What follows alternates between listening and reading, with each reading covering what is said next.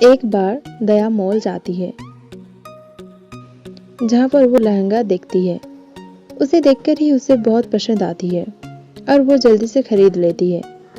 उसे लेकर जब वो घर आती है तो देखती है कि वहाँ पर जेठालाल है। फिर वो जेठालाल को देखती है और कहती है, टप्पू के पापा, ये मुझ पर बहुत सुंदर लगेगी ना? तो फिर जेठालाल कहता है, हाँ दया, ये तुम पर बहुत अच्छी लगेगी। तभी वहां पर अचानक दया के तीनों दोस्त आ जाते हैं। तीनों दया के हाथों में वो लहंगा देखकर कहते हैं, दया, ये लहंगा तो तुम्हारी बहुत ही ज्यादा सुंदर है। उसके बाद तीनों वहां से चले जाते हैं। फिर जेठालाल कहता है, दया, मुझे दुकान जाना है, जल्दी से मेरे लिए टिफिन पैक कर दो। फिर वो जेठालाल के लिए टिफिन पैक करने के लिए चली जाती है। फिर जब वो थोड़ी देर बाद वापस कमरे में आती है तो देखती है कि उसका लहंगा सोफे पर नहीं है। वो इधर उधर ढूंढने लग जाती है लेकिन भी उसे कहीं मिलता नहीं है। फिर उसे अपने तीनों दोस्तों के ऊपर शक होता है। फिर उन तीनों को कॉल करके अपने घर बुलाती है। फिर दया सभी से पूछती है, मेरे घर से जाने के बाद तुम सभी क्या कर रहे थे?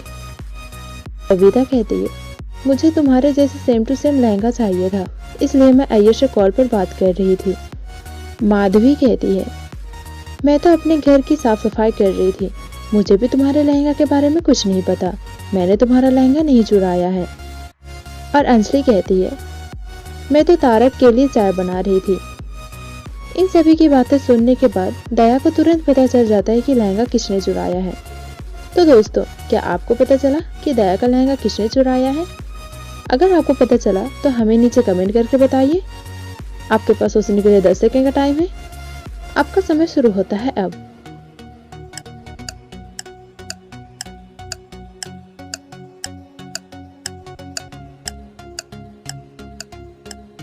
दोस्तों, चोर कोई और नहीं माधवी है, क्योंकि दया ने अपनी लहंगा की चोरी होने की बात किसी को नहीं बताई थी। तो माधवी कैसे बोल सकती है कि उसने लहंगा चोरी नहीं किया है?